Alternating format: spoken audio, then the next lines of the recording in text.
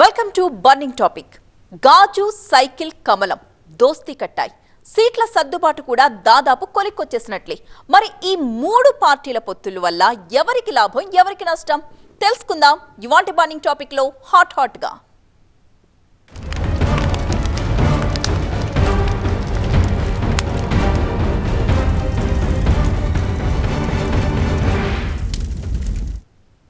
హస్తిన నుంచి లగెత్తుకొచ్చేసి లడ్డూలిచ్చారు. అవి 2 లడ్డూలు, అవి కూడా పాచిపోయిన లడ్డూలు. ఏం చేసుకోవాలి? అయినా మన ఏపీ వాళ్ళంటే ఆ ఢిల్లీ వాళ్లకు ఎప్పుడు సులకనేనా అంటూ తిట్టిపోశారు ఆనాడు.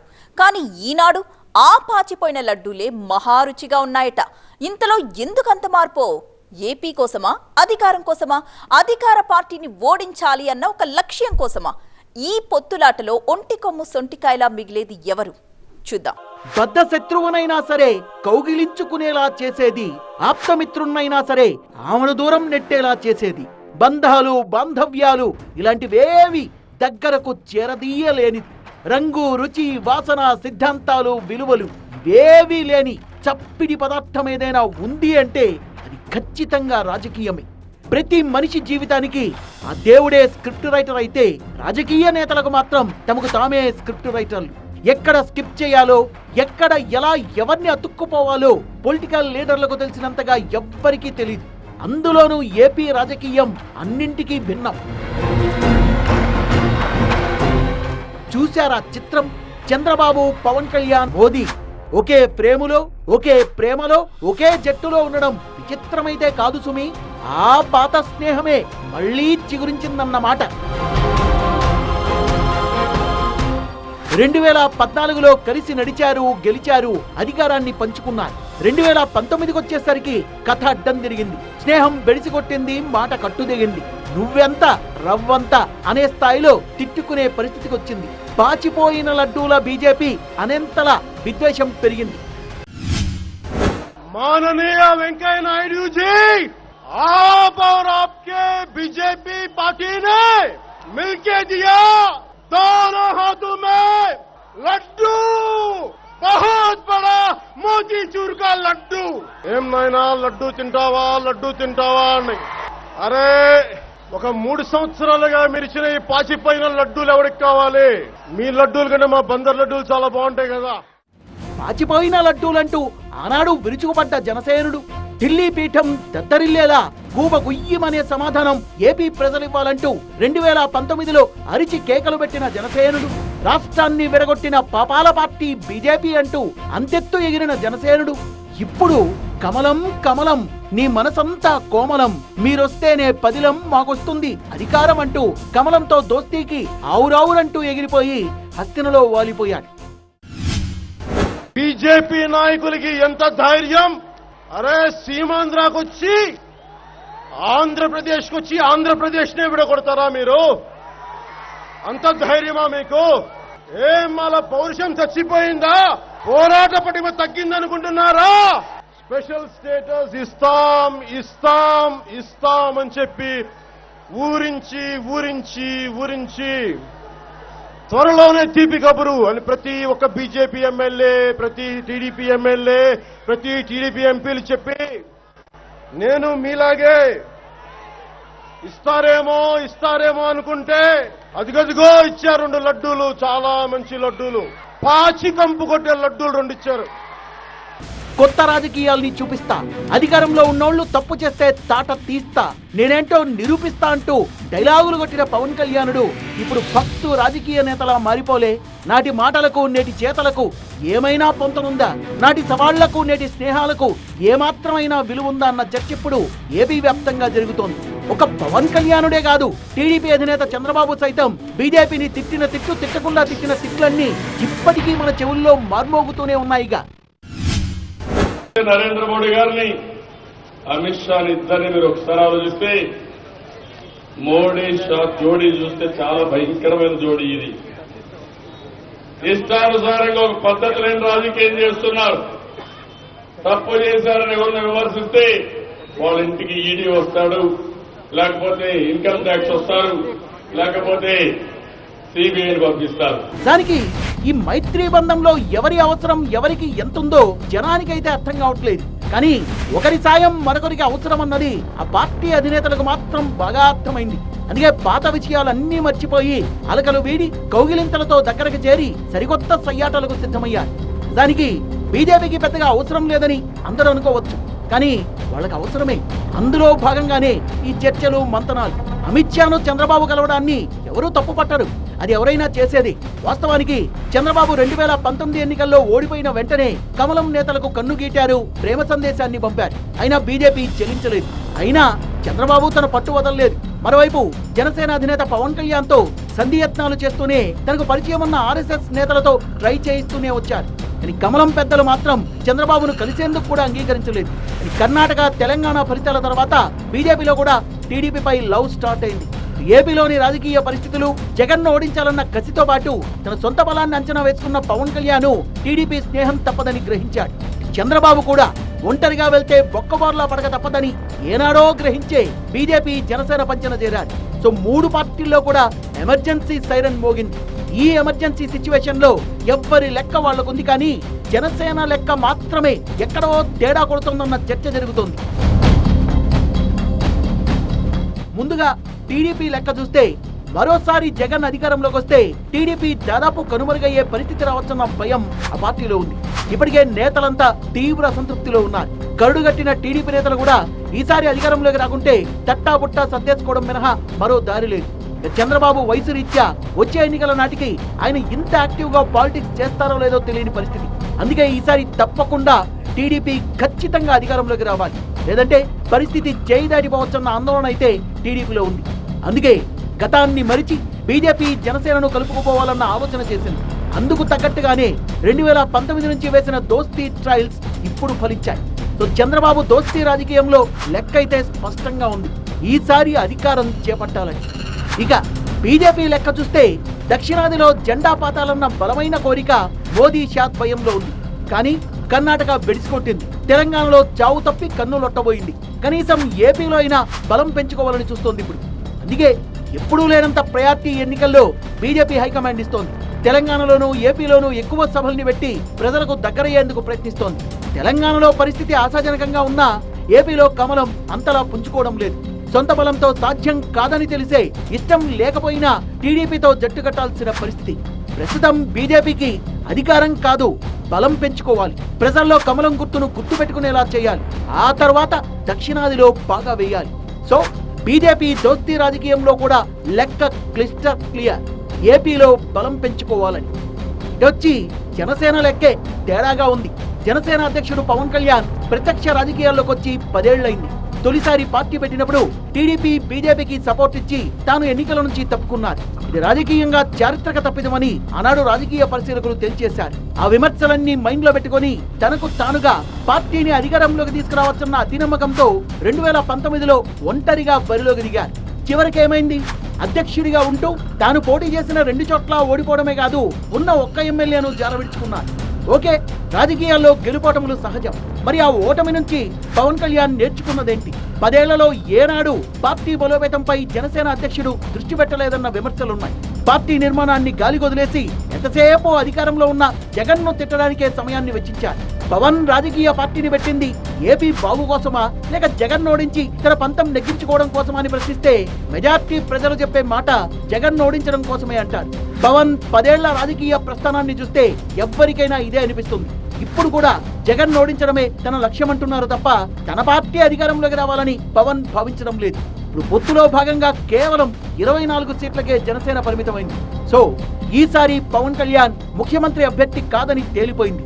టీడీపీ బీజేపీ పొత్తులో కలిశాయంటే వాటికో లక్ష్యం ఉంది. కానీ జనసేన కేవలం జగన్ ఓడించేందుకే కూటమి కట్టిందా, ఇదే పవన్ లక్ష్యమా అన్నది జనంలో మాత్రమే కాదు, జనసేన కేడర్లో కూడా బోల్డ్ అంత కన్ఫ్యూజన్ ఉంది.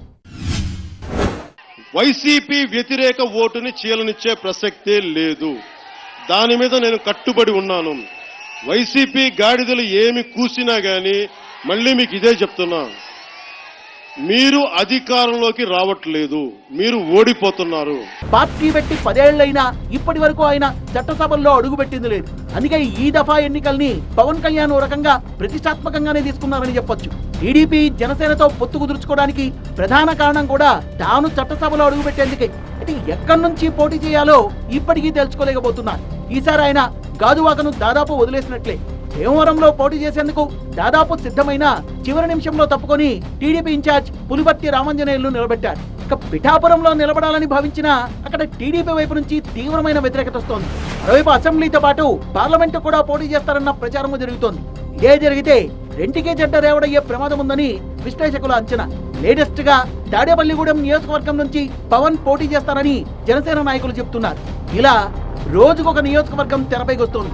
ఎక్కడ పోటీ చేయాలో కూడా నిర్ణయించుకోలేని దయనీయమైన పరిస్థితిలో జనసేన పార్టీ అధ్యక్షుడు ఉండడం ఆ పార్టీ క్యాడర్ ను బాధపెడుతోన్న అంశం.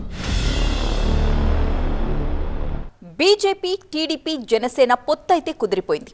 కూటమితో జగన్ కోటని కూకటి వేళ్లతో కూలదోస్తామంటూ ఇప్పటికే టీడీపీ జనసేన మీసం తిప్పుతున్నాయి. కానీ పొత్తు లాభం కంటే పొత్తు నష్టమే అన్న వాదనలే ఎక్కువగా తెరపైకొస్తున్నాయి. ఇంతకీ ఈ 3 పార్టీల్లో పొత్తు వల్ల ఎవరికి ప్రాఫిట్, ఎవరికి లాస్?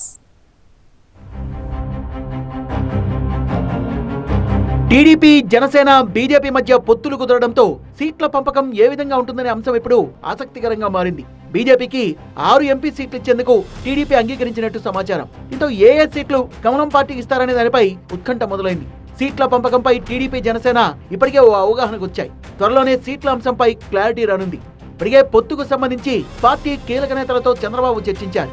ఈ నెల 17న చిలకలూరిపేటలో టీడీపీ జనసేన ఉమ్మడి సభ ఉంది. సభకు ప్రధాని మోదీ ముఖ్య అతిథిగా హాజరవుతారని చంద్రబాబు పార్టీ శ్రేణులకు సమాచారం ఇచ్చినట్టు తెలుస్తోంది. పొత్తులు కుదరడంతో ఎన్డీఏలోకి టీడీపీ జనసేన అధికారికంగా చేరినట్లయింది. త్వరలో జరగబోయే ఎన్డీఏ భేటీకి టీడీపీ హాజరయ్యే అవకాశం ఉంది. రాష్ట్రంలో మెరుగైన పాలన అందించేందుకే పొత్తులు పెట్టుకున్నామని ఏపీ బీజేపీ చెబుతోంది. రాష్ట్రంలో ఉన్నటువంటి పరిస్థితులను దృష్టిలో పెట్టుకుని పొత్తులకి సంబంధించి అది రాష్ట్రంలో ఉన్నటువంటి పరిస్థితుల్ని దృష్టిలో పెట్టుకుని ఆంధ్ర రాష్ట్రాన్ని మెరుగైనటువంటి పాలన ఇవ్వాలి అనేటువంటి ఆలోచనతోటే నిర్ణయం చేస్తారు అని చెప్పి మీ ద్వారా మీ మాధ్యమంగా ప్రజలందరికీ కూడా తెలియజేసుకుంటున్నాం. ప్రజలు ఏ రకంగా మార్పు ఆకాంక్షిస్తున్నారో ఆ మేరకు మార్పు తీసుకురావాలి అనేటువంటి భావనతోటే మా నాయకత్వం, మా జాతీయ నాయకత్వం ఖచ్చితంగా వారి నిర్ణయం చేయడం జరుగుతుంది. మరోవైపు టీడీపీ జనసేన బీజేపీ పొత్తుపై తెలంగాణ సీఎం రేవంత్ రెడ్డి కూడా విమర్శల వర్షం కురిపించారు. 400 సీట్లు వచ్చే పార్టీకి పొత్తులు అవసరమా అంటూ ఎద్దేవా చేశారు సీఎం రేవంత్. ఎన్డీఏ మొత్తం అతుకుల బొంత కాదా? ఇవాళ నిజంగానే నరేంద్ర మోడీ భారతీయ జనతా పార్టీ 400 సీట్లు గెలిచేటట్టుంటే ఈ అతుకుల బొంత ఎందుకు కడుతుండో, ఇంతమందిని ఎందుకు అడుక్కుంటుండో ఒక్కసారి ఆలోచన చేయండి. మనం ఇల్లు తిరిగి అడుక్కుంటున్నామని అంటే మనం ఓడేటట్టు ఉంటేనే కదా మనం ఇల్లు పోయి అడిగేది, శత్రువు ఇంటికి కూడా పోయి. 2014 ఎన్నికల్లో బీజేపీ 4 అసెంబ్లీ 2 పార్లమెంట్ స్థానాల్ని గెలుచుకుంది. గతంలో గెలిచిన స్థానాలతో పాటు అదనంగా కొన్ని స్థానాల్ని ఆశిస్తోంది. ఈసారి విశాఖపట్నం, విజయవాడ, అరకు, రాజంపేట, రాజమండ్రి, తిరుపతి స్థానాల్లో బీజేపీ పోటీ చేయాలని భావిస్తోంది. రాబోయే లోక్సభ ఎన్నికల్లో 370 సీట్లు కైవసం చేసుకునే దిశగా బీజేపీ అడుగులు వేస్తోంది. 2024 ఎన్నికల్లో వైసీపీని ఢీకొట్టేందుకు టీడీపీ జనసేన బీజేపీ రెడీ అయ్యాయి. వైసీపీ అడ్రస్ గల్లంతే అని టీడీపీ శ్రేణులు సంబరాలు చేసుకుంటుంటే అంత సీన్ లేదు, చెప్పినట్టే 175కు 175 కొడతామని వైసీపీ ఢంకా బజాయించి చెప్తోంది. ఎంతమంది కలిసినా కలిసికట్టుగా వచ్చినా వైఎస్ఆర్ కాంగ్రెస్ పార్టీ ఎవరు ఏది చేయలేదు. 175 సీట్లు కూడా మేము గెలిచి 25 పార్లమెంట్ సీట్లు కూడా గెలిచి ఈ రాష్ట్రంలో జగన్మోహన్ రెడ్డి గారు అధికారంలోకి వస్తాడు. 25 మంది పార్లమెంట్ సభ్యుల్ని కూడా కేంద్రానికి పంపుతారు అనేటువంటి విశ్వాసం మాకు ఉన్నది. అయితే పొత్తు కుదిరినా టీడీపీలో మాత్రం ఓ రకమైన భయం అయితే కనిపిస్తోంది. బీజేపీతో పొత్తుతో మైనార్టీలు, ఆ పార్టీని సహజంగా వ్యతిరేకించే వర్గాల మద్దతు కోల్పోతామన్న భయం అయితే టీడీపీలో ఉంది. ఎన్డీఏలోకి జగన్ ఎటువంటి పరిస్థితుల్లో కూడా చేరే అవకాశం లేదు. బీజేపీ జగన్ ఓట్ బేస్ పూర్తిగా విరుద్ధం. ఏ సమయంలో బీజేపీతో పొత్తు వేళ టీడీపీ నాడు ఎందుకని ఎన్డీఏ నుంచి బయటకు వచ్చింది, ఇప్పుడు ఎందుకు చేరుతోంది అన్నది వివరించాల్సిన పరిస్థితి ఏర్పడుతుంది. పైగా స్పెషల్ స్టేటస్ అంశం, పోలవరం నిధులు, విశాఖ ఉక్కు ప్రైవేటీకరణ లాంటి అంశాలు ఎన్నికల్లో ప్రత్యర్థి పార్టీకి ఆయుధంగా మారుతాయి. మరోవైపు బీజేపీ జనసేనకు సీట్ల కేటాయింపు ద్వారా టీడీపీలో మెజార్టీ సీట్లు త్యాగం చేయాల్సి ఉంటుందన్న అసంతృప్తి అయితే ఆ పార్టీ సీనియర్లలో ఉంది.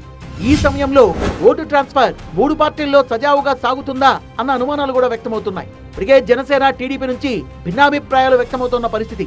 ఎన్నికలకు ఓవైపు సమయం సమీపిస్తోంది. ఇటేమో బీజేపీ జనసేనతో పొత్తుతో జగన్ అమలు చేస్తోన్న సామాజిక సమీకరణాలకు ధీటుగా సీట్లు కేటాయించాల్సిన పరిస్థితి. అలాగే జగన్ ఒక్కడిపైన ఇంతమంది కలిసి పోటీ చేస్తున్నారనే ప్రచారం కూడా కూటమి ఎదుర్కోవాల్సి ఉంటుంది. అయితే పొత్తులపై నెగిటివ్ కోణం ఉన్నా చంద్రబాబు ఆలోచిస్తున్నదల్లా ఒకటే, బీజేపీతో పొత్తు వల్ల కొన్ని వర్గాలు దూరమైన మెజార్టీ స్థానాల్ని మాత్రం గెలిచి అధికారంలోకి రావచ్చన్న నమ్మకంతో ఉన్నారాయన.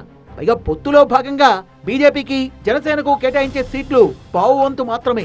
175 సీట్లలో 145 సీట్లలో టీడీపీయే పోటీ చేస్తుంది. ముఖ్యమంత్రి పీఠంతో పాటు పవర్ షేరింగ్ లో పెత్తనం కూడా తమ వద్దే ఉంటుందని అధినేత భావన. ఇదే విషయాన్ని పొత్తుల్ని వ్యతిరేకించే నేతలకు చంద్రబాబు వివరించారు కూడా. మరోవైపు చూస్తే పొత్తు వల్ల జనసేనకు కలిగే లాభం కొన్ని సీట్లు గెలుచుకొని అసెంబ్లీలో అడుగుపెట్టే అవకాశం ఉంటుంది. ముఖ్యంగా పార్టీ అధ్యక్షుడు పవన్ కళ్యాణ్ చట్టసభలో అడుగు పెడతారన్న ఆనందం తప్ప జనసేనకు ముఖ్యమంత్రి పీఠం దక్కే అవకాశం లేదు. ఈ విషయంపై మాత్రం జనసేన కేడర్లో తీవ్రమైన అసంతృప్తి ఉంది. ఎటొచ్చి పొత్తులతో ఫుల్ గా లాభపడేది బీజేపీ మాత్రమే అంటున్నారు విశ్లేషకులు. మిషన్ 400 సీట్స్ పేరుతో ఏపీలో 25 సీట్లపై బీజేపీ గురిపెట్టింది. ఎవరికి ఎన్ని సీట్లు వచ్చినా అన్ని తమ కూటమి ఖాతాలో ఉండేలా బీజేపీ మార్కు రాజకీయం ఏపీలో జరుగుతోందన్న చర్చ నడుస్తోంది. ఇప్పుడు టీడీపీతో పొత్తు పెట్టుకుంటూనే జగన్ తో స్నేహం కొనసాగిస్తోంది. అటు జగన్ ఇటు చంద్రబాబు ఇద్దరు కూడా బీజేపీకి అవసరం. జగన్ తో స్నేహం కోరుకుంటూనే చంద్రబాబుతో పొత్తును ఖాయించేసుకుంది. అంటే ఇరువురితో కూడా సంబంధాలు కొనసాగించేలా బీజేపీ విముఖ వ్యూహాన్ని అమలు చేస్తోంది. బీజేపీ 3వ కేంద్రంలో అధికారంలోకి వచ్చిన రాజ్యసభలో వైసీపీ మద్దతు అవసరమవుతుంది. రాజ్యసభలో టీడీపీ పూర్తిగా ప్రాతినిధ్యం కోల్పోయే పరిస్థితి. బీజేపీ ఎన్ని సీట్లు గెలిచినా బోనస్ అన్నట్టుగా ఏపీలో వ్యవహరిస్తోంది. మిగిలిన సీట్లలో 2 పార్టీల్లో ఎవరు గెలిచినా తమకు మద్దతు ఉంటుంది అనేది బీజేపీ అంచనా. ఈ కూటమి తప్పకుండా ఇంపాక్ట్ బీజేపీ మీద వస్తుంది. ఈవేళ చంద్రబాబు నాయుడుతో జాయిన్ అవ్వనందుకు బీజేపీకి ఏమిటంటే జగన్మోహన్ రెడ్డితో స్నేహం కూడా కట్ ఆఫ్ అయినట్టుగా వస్తుంది. సో బీజేపీకి ఒక పక్కన పూర్వం ఉన్న విరోధి చంద్రబాబు నాయుడికి అధికారం రావడానికి సాయం చేస్తుంది, పూర్వం స్నేహంగా ఉన్న జగన్మోహన్ రెడ్డికి వ్యతిరేకం చేస్తుంది. దీనివల్ల రాబోయే పరిణామాలు బీజేపీకి ఎలాగుంటాయో మనం చెప్పలేము. మొత్తానికి టీడీపీ జనసేన బీజేపీ పొత్తులు జగన్ ఎత్తులతో ఏపీ రాజకీయం మరింత రసవత్తరంగా మారింది. 2014 విక్టరీనే 2024లో రిపీట్ చేస్తామని టీడీపీ బీజేపీ జనసేన చెప్తుండగా ఎంతమంది వచ్చినా తమను ఓడించలేరని వైసీపీ ధీమా వ్యక్తం చేస్తోంది.